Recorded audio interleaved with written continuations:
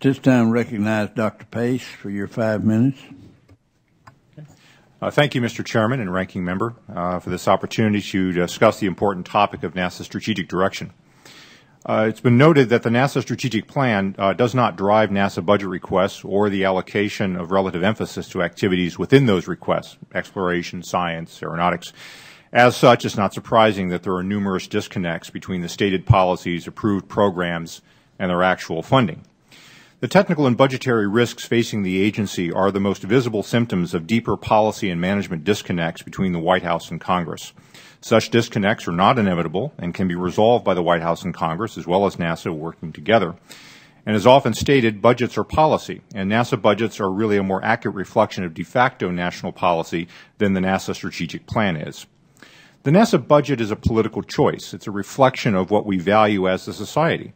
The Obama administration's stimulus program was greater than NASA's budget cumulatively from 1958 to 2008 in constant dollar terms. The United States sent humans to the moon, built and operated a space shuttle fleet for 30 years, explored the solar system, and contributed its share of the International Space Station for less than the cost of the American Recovery and Reinvestment Act. The point of such a comparison is not that space is inexpensive, but rather that in today's environment, sustaining discretionary expenditure for civil space exploration will be challenging unless there is a clearer rationale linking such efforts to broader national interests that can be supported in a bipartisan manner over many years. What I hope to convey in my written testimony was that while NASA faces serious challenges, particularly in human space exploration, a way forward does exist to put the agency on a more stable and sustainable foundation that will advance U.S. national interests. The seemingly separate threads of human, robotic, civil, commercial, and national security space activities are in fact deeply intertwined with each other, both politically and technically. The United States can best advance its national interests through a more integrated strategic approach to its national security and civil space interests. International civil space cooperation, space commerce, and international space security discussions could be used to reinforce each other in ways that would advance U.S. interests in the sustainability and security of all space activities. It's well recognized that many of today's most important geopolitical challenges and opportunities lie in Asia. Asian space agencies have shown a common interest in lunar missions as a logical next step beyond low Earth orbit.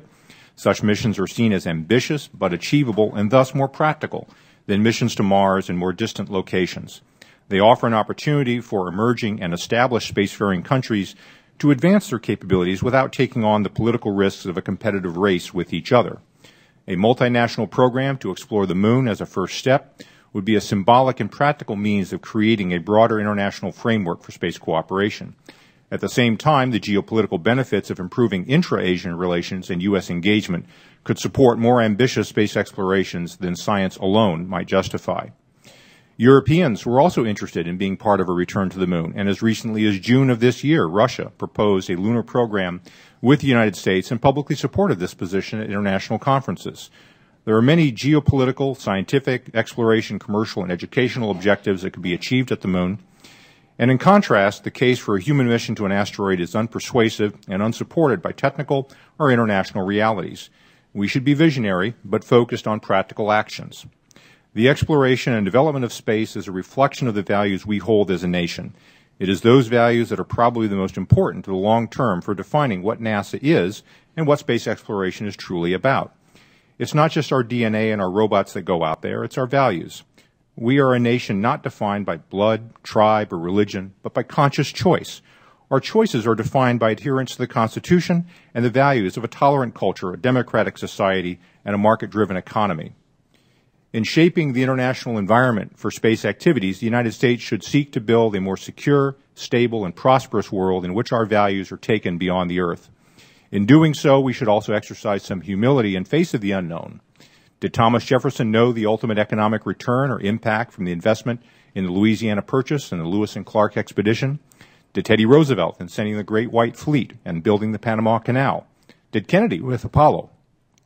In their time, these projects were controversial and criticized in Congress, but who today would say that we should not have been done? Through the long lens of history, we see that these efforts define us as a nation that pioneers the next frontier. Let me conclude by observing that we are all in this together. The White House, Congress, U.S. government agencies, our international partners, space station, science community, universities, research centers, and the many U.S. companies that create and operate our nation's capability. Thus, I really commend and thank this committee for holding this hearing today. Thank you for your attention, and I'd be happy to answer any questions you might have. Dr. Pace, your testimony points out how potential international partners have been confused by a lack of clear space goals and priorities, and especially by the cancellation of plans to return to the moon without a viable alternative. Why don't you elaborate on why the moon is a more appropriate step for our international partners than an asteroid or Mars? Or to me, the space station is number one, is so important. And if we can't do that, we can't do anything. And we absolutely lose our international partners. That's the next thing that everybody points out. But how to keep them? We need more money, and I think it's too late to ask for that additional billion, or that would help us. The $3 billion that was suggested by a man that has led every study, I guess, that's ever been made for this committee. Does the administration, you will know whether or not the consensus is needed. Does NASA believe that a consensus is needed? That's the old question. NASA? You're I understand that one. Sir, would you like me to answer the international question or the NASA question? The NASA question. Well, I think that not being with NASA, of course, today, as I look at NASA from the outside, I think that they, in fact, do feel frustrated by the disconnects between the White House and Congress. They, of course, would like to have some clearer direction and support. But I think that if you ask them as representatives of the administration, I think they would say, well, we have a direction, we have a policy, and we're trying to execute that policy as best we know how. The problem is that I think the policy, particularly in civil space exploration, is disconnected from technical and political realities. I completely agree with you that the space station is the most vital, immediate thing we have to be focused on. But then we have to be looking what comes after the space station. And this is where I think our international partners feel a bit left out, because Mars and asteroids are extremely challenging. They're extremely challenging for us. And as a result, when they look at themselves and they look at their own agencies, they don't see a way for meaningful international cooperation with us on those programs, certainly in the manned side of things. And therefore, they are left really without a way forward to work with us. And I think that hurts us, because the consensus, I think, in the U.S. community is that international cooperation is essential to any explorations beyond low Earth orbit. Nobody thinks we're going to repeat the Apollo program going there by ourselves. And so it makes sense to ask, what can our international partners do? What are they capable of doing? And we really haven't provided a hook for our partners in the current policy. That leads to the disconnect with larger geopolitical interests, which then leads to the sense of drift that I think NASA feels.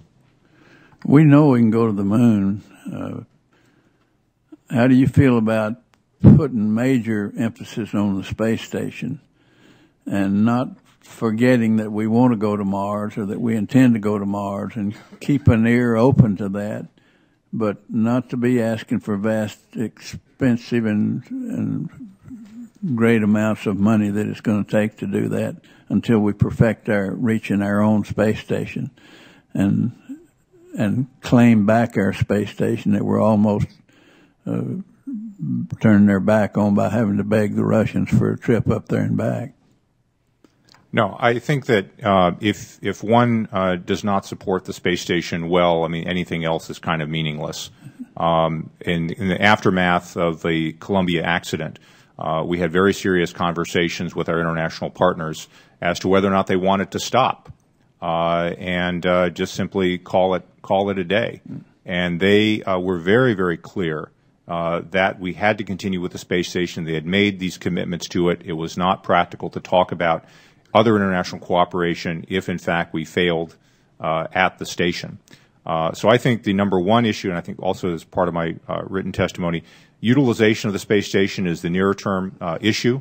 Ensuring access to the station with high reliability is the top issue for ensuring utilization.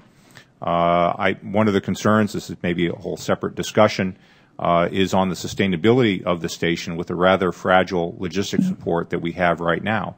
The new commercial cargo capabilities that are coming online are extremely critical, extremely necessary. If there is any faltering or delays in that, we are going to be looking at the potential for having to maybe reduce the manning on the space station. And if that happens, then we're going to be looking at our utilization going down. NASA was created in the 50s in reaction to the Soviet Union launching Sputnik 1, which ignited a space race. Beginning with the Mercury program, NASA's focus on putting humans into space served as its most high-profile and arguably the most exciting facet of the agency.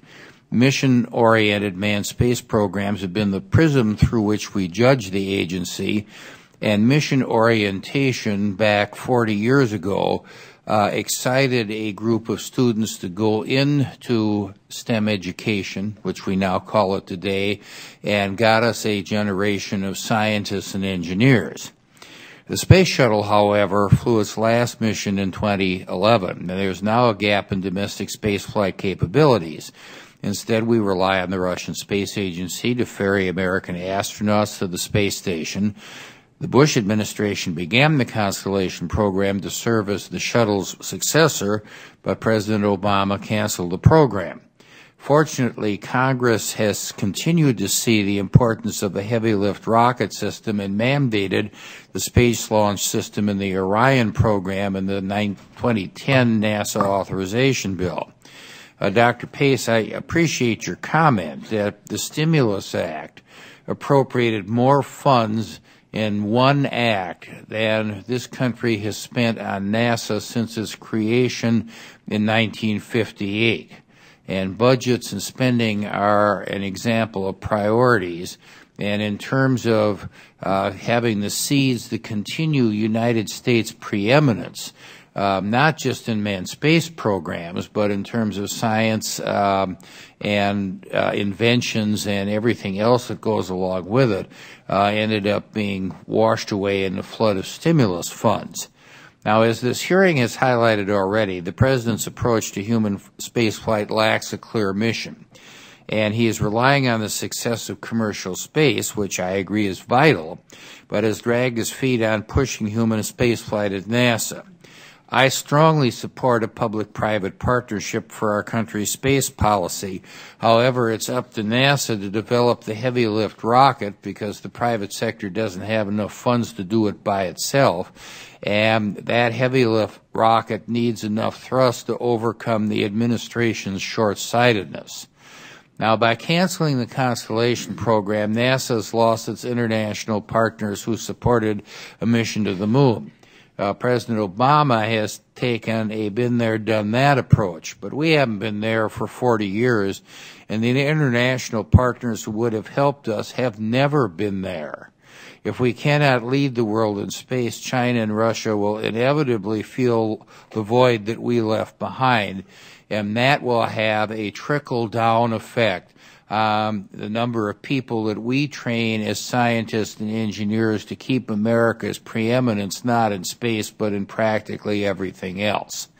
So, Dr. Pace, would you please discuss the problems caused by the cancellation of the Constellation program and what's needed from Congress in this current fiscal environment to ensure the success of the Space Launch System and Orion?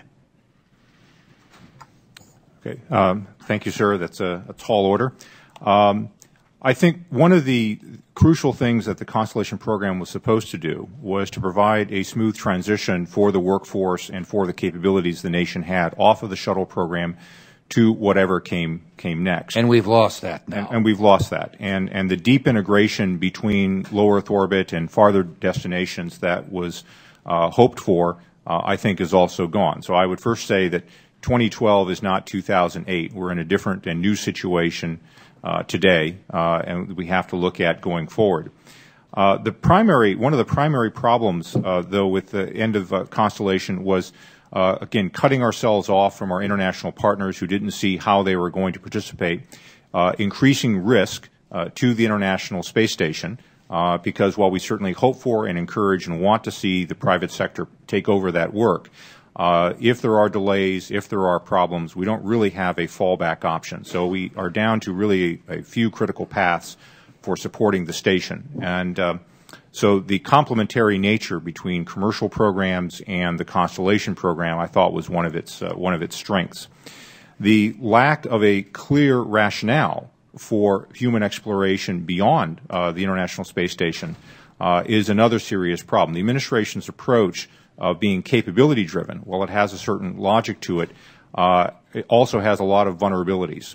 And historically, I think that a more strictly geopolitical approach, such as I've talked about a post-Cold War approach for leading international cooperation, would in fact be a better approach for the United States. There are some others that one could take, but simply talking about capabilities absent a strategic rationale that's integrated with other U.S. national interests, I think is a very, very fraught path, as we're seeing today.